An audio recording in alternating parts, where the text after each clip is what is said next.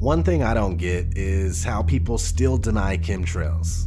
You know, for a lot of us it's common knowledge and it's easily observable. People see the shit and they still won't believe their own eyes.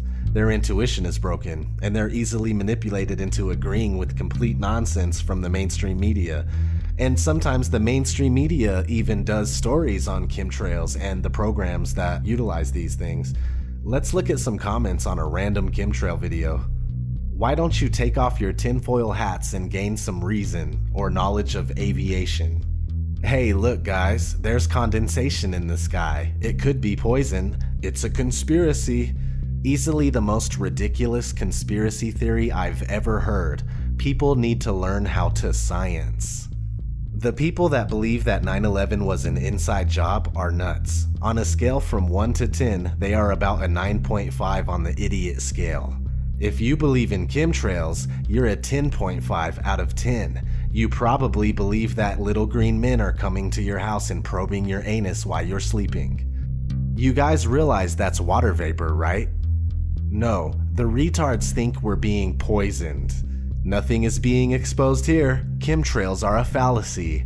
They are fucking contrails that do not dissipate. If you read a full, in-depth scientific study on the subject, you would shut the fuck up.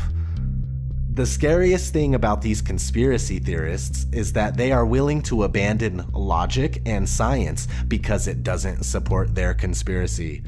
When you ask for evidence, the conspiracy theorist blah blah blah. Boring! The truth is, these people are either clueless or they are being paid to ridicule the topic in order to turn people away. Even before I started researching this subject, I knew that chemtrails were real just by looking at them. Seeing completely blue skies turn into milky, misty, otherworldly looking alien skies, it just gets so ugly and you could see the hazy particles in the atmosphere all day. Furthermore, just take a quick look at the infamous NASA document that was leaked in 2001. It goes over aerosol warfare. So check this out. This was written by Dennis M. Bushnell, Chief Scientist at NASA Langley Research Center. Future Strategic Issues, Future Warfare, circa 2025. The future is now. There are many things in the pages of this document. I just want to briefly show you page 43, Microdust Weaponry. A mechanical analog to biomicron-sized mechanized dust which is distributed as an aerosol and inhaled into the lungs. Dust mechanically bores into lung tissue and executes various pathological missions. And here on the bottom, a wholly new class of weaponry which is legal. So is the future in 2025 or is it now? You know, that really doesn't even matter. If this paper was released in 2001, then they obviously have been working on things like this and programs like this for many years, most likely many decades. And the paper says circa 2025, which means roughly 2025. I think depending on how you look at it, the time we're living in now can be defined as roughly 2025. And check this out. We go to metabunk.org where this dude named Chuck is like, I found this supposed NASA document, is it real? And Mick West replies, it's not a new document, it's an old PowerPoint presentation from 2001. There's nothing new in it that's not in many other books and papers on the future of war or futurism in general. Then it just goes on talking that usual Mick West bullshit. So this presentation is nothing to worry about because it's a few years old? Are you kidding me? At least he tried, I guess. After all, he is only an employee for someone that doesn't want information getting out. But still, fuck Mick West. We're gonna hop into this segment on geoengineering from the documentary Shade, the Motion Picture. I highly recommend watching this documentary. The chemtrail piece is top-notch and very compelling. It just might be the ticket to changing some stubborn minds. So definitely share this with people. Let's roll it. If you control the weather, you control everything. You control every food supply and literally every political system. So what is geoengineering? Well, it's simply the manipulation of our weather by foreign agents. Geoengineering is now defined as large-scale manipulation of the planetary environment. This is to counteract man-made climate change. This is what the Royal Society published. This is what they put out. So this is their definition, their term of geoengineering. We have this issue, which we all have to address and is of major importance to all of us, to know that people are modifying our weather. Thus, we have to look at the facts that can be proven about what's going on in the atmosphere, about what's happening, about water vapor and its impacts, about the climate and the weather modification programs that are ongoing. These are real. The public has, relatively speaking, been kept in the dark about geoengineering schemes, plans, global geoengineering governance, and the fact that right now, under research, anyone in the world can start conducting these experiments. So we have people artificially modifying our weather in the western states.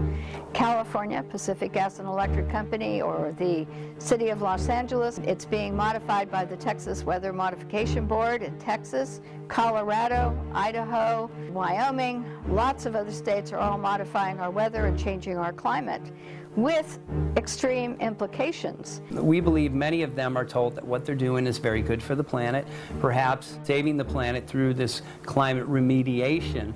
Do these operations exist? Absolutely. Just look at the US GCRP, or the United States Global Change Research Program. Congress has approved it. It goes up to the presidential supplemental budget.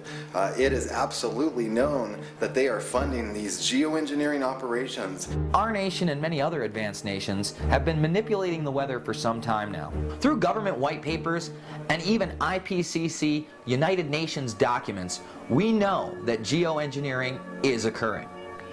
The IPCC, the International Panel on Climate Change, has been meeting for various years on this subject. They have produced reports dating back from 1999 on aviation impacts on the global atmosphere from water vapor and other issues, depleting beneficial atmospheric ozone and other problems. A group of geoengineers, a clique, essentially a small clique, has decided that the answer to our global warming problems are to release particles and chemicals into the atmosphere. David Keith, Ken Caldeira, and a small group of these men affiliated with various universities have promoted this for a long time. One of the things that the geoengineering promoters, this clique, has been doing is that they have been able to keep any voices that would be in opposition to them or want to know about the impacts off the record. In other words, that they have become the experts to go to, and that the public and other people have no say. They go to meetings, they go to U.S. congressional hearings, which were held on geoengineering in 2009 and 2010, 3 of them by the U.S. House Science and Technology Committee. They also went to hearings of the UK Parliament during the same period of time to talk about global geoengineering governance and why these experiments should go forward. One of the people promoting geoengineering is Gregory Benford. One of his papers about doing experiments in the Arctic was that they could conduct these experiments, geoengineering experiments in the Arctic. The people there could live within the experiment. And if any harm came to them, it was okay to sacrifice them in that area in order to conduct this research, because the research was very important for them to do. The other thing he noted in an interview was that you could very easily take a little bit of aluminum and a little bit of barium, and you could produce these clouds and have impacts very easily in the atmosphere. You've got to, in a sense, engineer all these so you get the right kind of clouds for the effects we want. It is called geoengineering, fighting global warming by putting a chemical dust in the atmosphere and reflecting harmful radiation back into space. You could use barium oxide, for example, which makes big fluffy clouds. You could use tiny little bits of aluminum, which is benign in the environment, and essentially manage the climate. I was concerned about this attitude that it was okay to do this research, and that we, all of us around the world, should be willing to live in their research experiment. And this is unacceptable. Geoengineer David Keith made a statement a couple of years ago. He said geoengineering gives man godlike power. Now, I've never chased godlike power. Probably very few of the listeners, unless they're the elite who are checking this film out, probably have not chased godlike power, but it must be one hell of a rush. And I think what most of us can relate to is maybe a relative or a friend who became addicted to a drug. And in that drug addiction, they have put their health and their family members' health at risk in order to get the rush of that drug. What we're finding in rain tests now around the world is what people are calling the chemtrail geoengineering footprint of aluminum, barium, and strontium. These metals match a number of geoengineering patents that were actually designed to specifically spray these metals out of airplanes into the sky for the stated goal of cooling the planet. They match what geoengineers deny they're spraying but state that they want to start spraying. If we take ground-based tests, for example, it does not prove the source of the pollution that we're finding in our soils, our air, and our water. It only tells us that something is happening which is not good, that aluminum is increasing, that barium is increasing in soil tests, water tests, and that associated problems are there. There is a belief or an opinion that the jets that leave these persistent jet contrails are spraying something into the atmosphere that would impact our health or cause other types of problems. I noticed when I started doing research in 2002 was that the trees in Mendocino County, Lake County, and other areas of Northern California were in extreme decline. It wasn't from anything we could ascertain because it was whole suites of tree species. That means redwood trees, that means oak trees, that means manzanita, that means Douglas fir. It began to occur to many of us that this decline, killing our trees, is removing a beneficial asset for all of us because the trees provide the oxygen that we breathe. They take in carbon dioxide. The trees are beneficial for maintaining stable climates. They're beneficial for watersheds, for the water we drink and the snow that comes through. All the trees that we have are assets of not only the United States but this world. At this time, there is absolute admissions by NASA that persistent jet contrails and the man-made clouds they produce are having an impact on climate. So when NASA gets involved with the military in atmospheric releases of aluminum oxide, trimethyl aluminum, and other particulates, they know that this will have a reflective quality, that the particles will stay in the atmosphere for some period of time before they come back to Earth, and that this will reduce the amount of direct sunlight reaching the Earth. If we rely on the belief system that we believe this without factual proof, then we're in trouble because everyone is going to think that we're a nutcase, and that's what the astrobiologists at NASA say about people who believe in chemtrails. They say, well, we don't have any proof, we're nutcases. And therefore, our voices are marginalized and have been since the 1990s. Starting in 1996, the U.S. Air Force declared that chemtrails was a hoax. The EPA, all of our government agencies had declared that it was an internet hoax, a conspiracy theory. And thus, since I can't define the word chemtrails as there's no definition legally except hoax, I declined to use this term because it would marginalize my voice and the voices of those using it. The one thing we know and can prove is that rocket programs and atmospheric releases from rockets from the military and NASA and other agencies are releasing particles and chemicals into the atmosphere which can have negative effects on us. Some of the same that are said to be released by jets leaving persistent jet contrails. Well, the Air Force has been wanting to control the weather for some time. In fact, they wanted to force multiply storms. They wanted to be able to create droughts, create rainfall. Rainfall didn't exist. In fact, in Bosnia, when they were doing the war in Bosnia, they were actually seeding the clouds so that there would be no fog in the area. There's a military document called Owning the Weather by 2025. That's an expressed interest of our military. Aerosols are required to corporatize and control our weather. What we see in the sky on a regular basis, these long white trails that do not dissipate, they actually form artificial clouds and block the sun, is an expressed goal of geoengineers. Aerosols are discussed in these papers time and time again. So what are these aerosols? They talk about how they need to spray these metal particulates less than 2 microns in diameter into our upper atmosphere to shield us from radiation, and this is supposed to be good for us. David Keith talked about using aluminum oxide to be released by small airplanes or jets. And he talked about having to use water vapor as the medium, whereby an aluminum oxide gas could be sprayed into the water vapor produced by jets, and that the rate of flow, by controlling it, they could control the size of the particles. And the smaller the particle size in controlling this process, the longer these particles would remain in the atmosphere. The metal particulate, which are nanoparticles, they act as what's called cloud condensation nuclei. So when they're introduced into the atmosphere, instead of water, when it evaporates, condensing and forming as clouds, it will actually condense on this metal particulate, and instead of falling as rain, it drifts. At night, those aerosols act as a blanket and they trap heat and actually exacerbate global warming.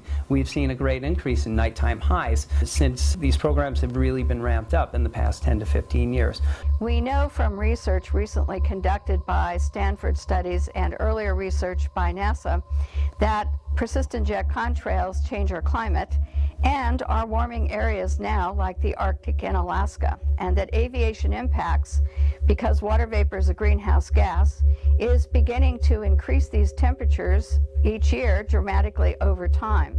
The issue becomes for all of us with water vapor is that it's a greenhouse gas, it's one of the major players in warming, and the jets producing the man-made clouds, according to NASA, are increasing warming. The powers that be do not want to talk about water vapor and its impacts, because we could take care of that problem right now very easily by putting restrictions on the amount of water vapor that aviation produces.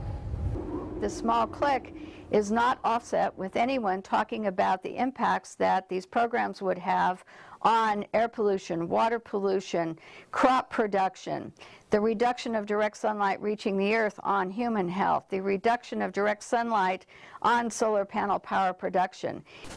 A big concern of ours is this: geoengineering programs shred our ozone. Geoengineers are very open about this. Anytime you put particulate aerosols into our atmosphere, it will affect the ozone. We now have a major ozone hole over the northern hemisphere.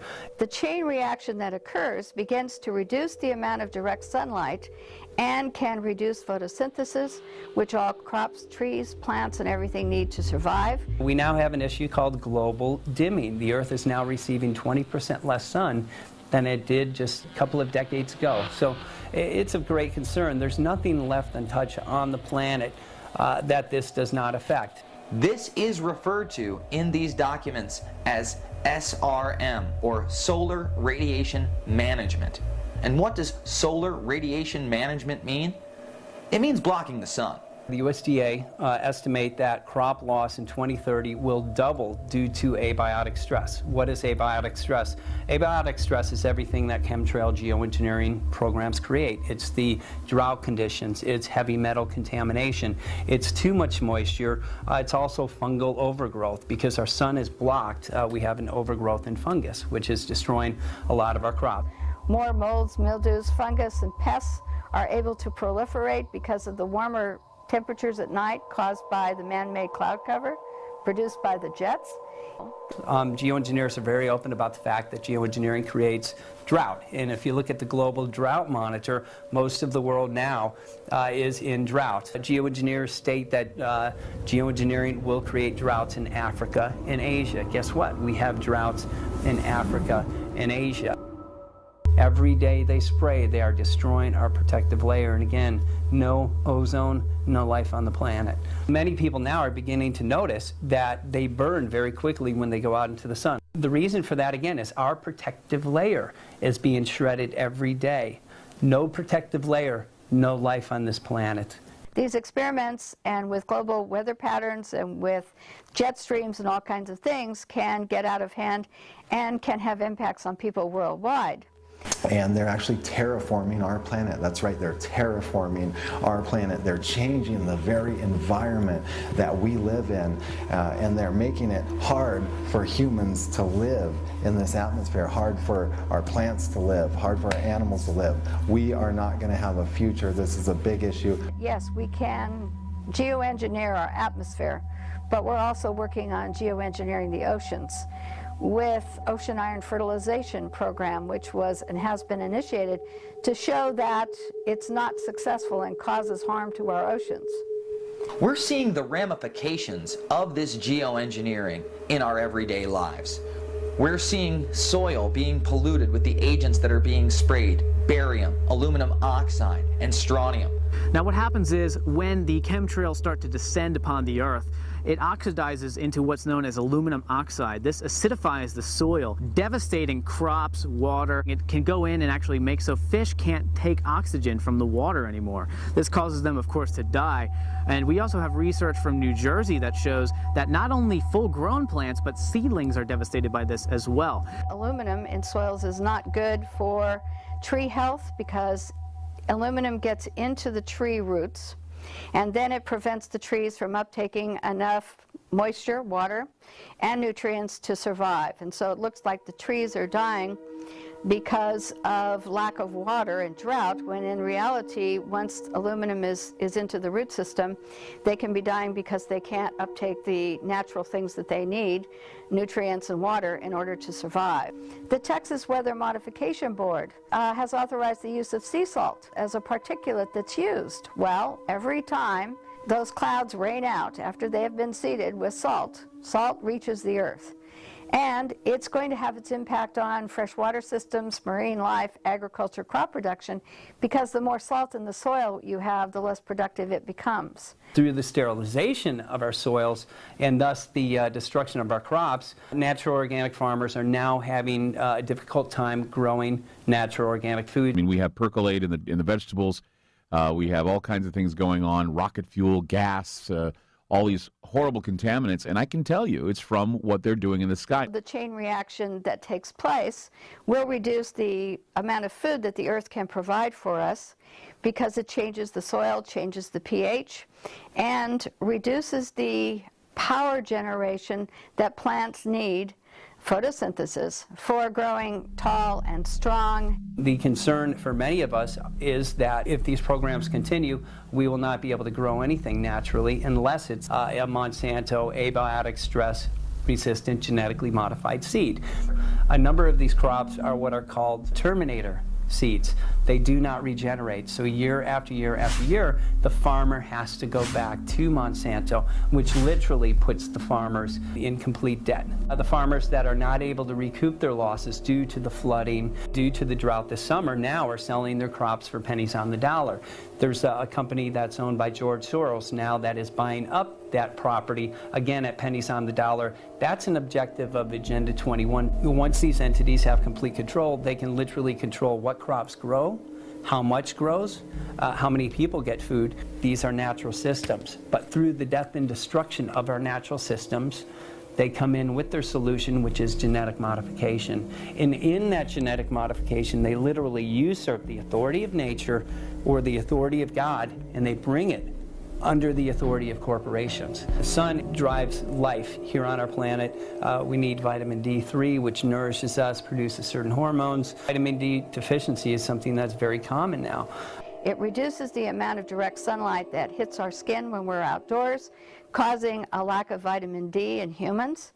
This lack of vitamin D from this man-made cloud cover and these reflective particles leads to human health problems, which are already being identified in the United States. One of them, in recent years, has been the advance of rickets, which is almost an epidemic proportion. Not since the time when children were forced to work in coal mines at the turn of the century, instead of going to school and being outdoors during the day, have we seen an epidemic of rickets like is occurring across the United States at this time. We have aluminum, which we know is linked to Alzheimer's, Parkinson's, dementia, other neurological disorders. We have seen aluminum-related illnesses go through the roof in Riverside County. We've had over 260% increase. We have autism, ADD, and again, Alzheimer's, all going through the roof. I came to the conclusion that aluminum-coated fiberglass, or chaff particulates, were used by the ton and released worldwide by the ton for many, many years. These particulates stay in the atmosphere for approximately 20 hours, more or less. Aluminum, according to the physicians that we've spoken to, actually builds up in the body, so it will accumulate, and if it's not flushed out or chelated, it will compromise the health of an individual. Barium compromises our immune system. What this means is that after barium exposure, you're actually more prone to virtually all diseases across the board. We have seen respiratory mortality go from number 8 down to number 3 in the past 6 years. The day-to-day breathing in of these heavy metals will impact our health in a very negative way, leading to cancers and a number of other illnesses. We do know from studies that putting sulfur up means that it's going to come back down. And in the state of California, it is noted that sulfur can cause reproductive toxicity.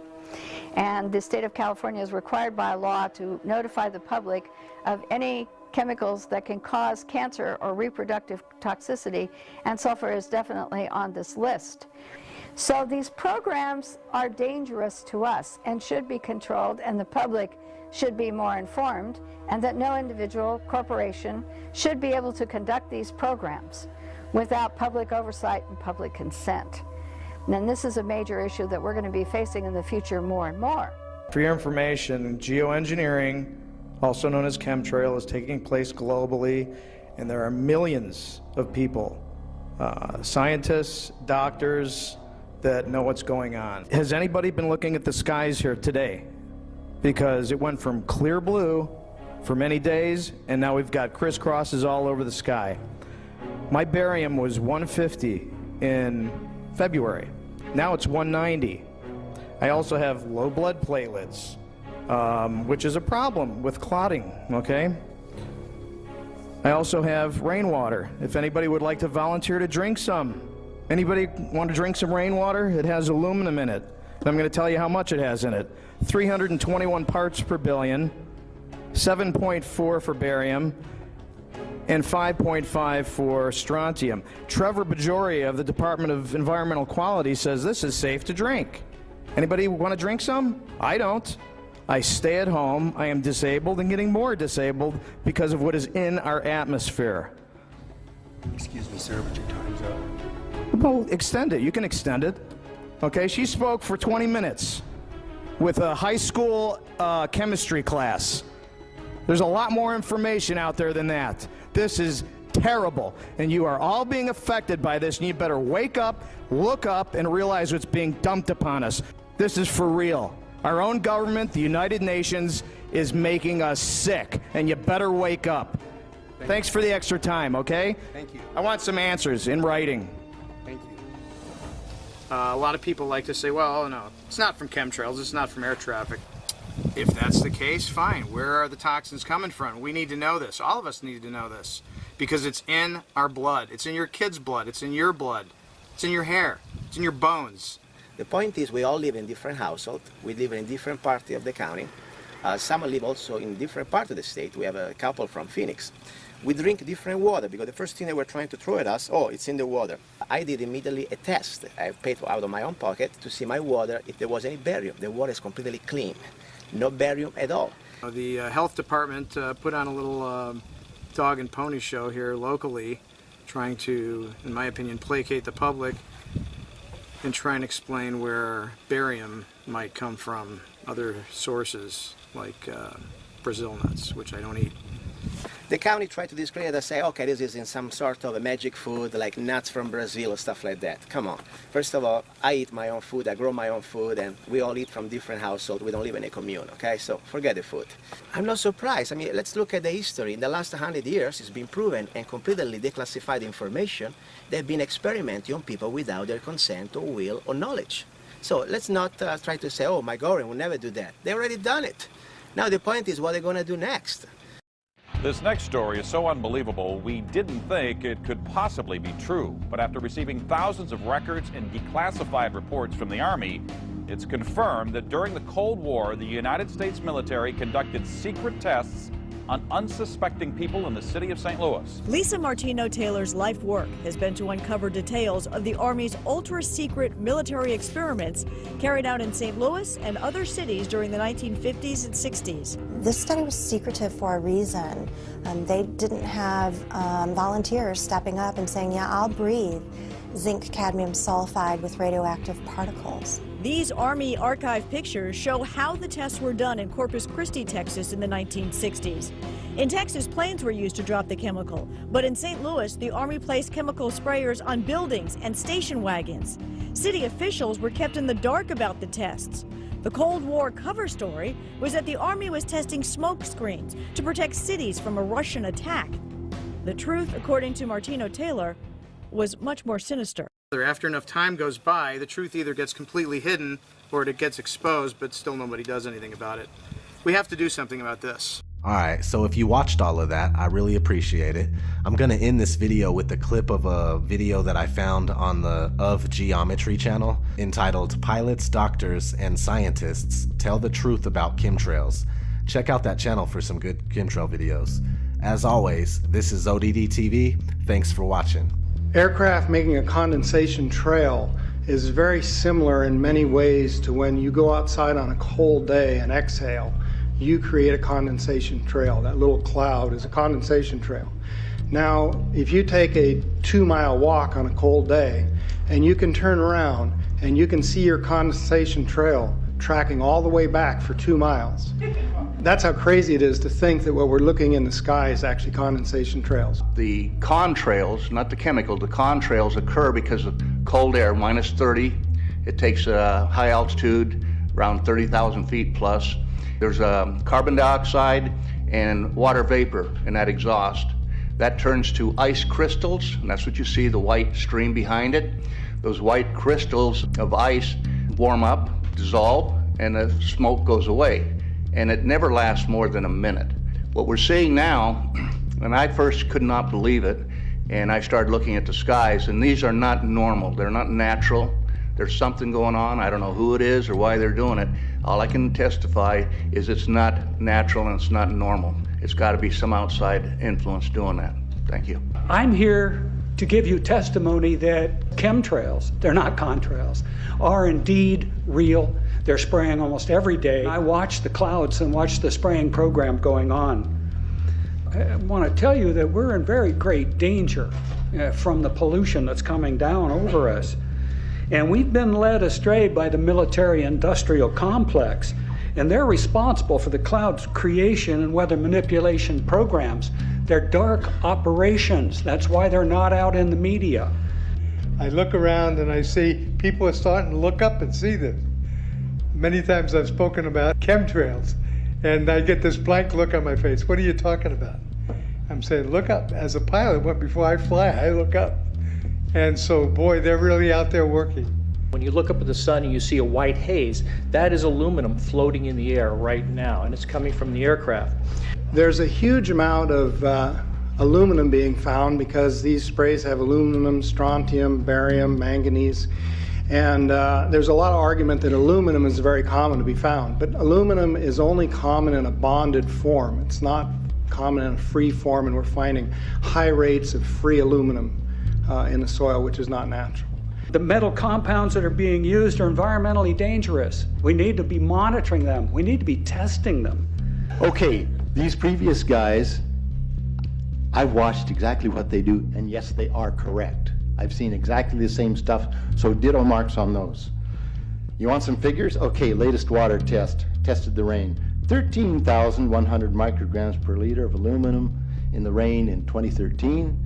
Normally, it should be 0. Don't forget to subscribe.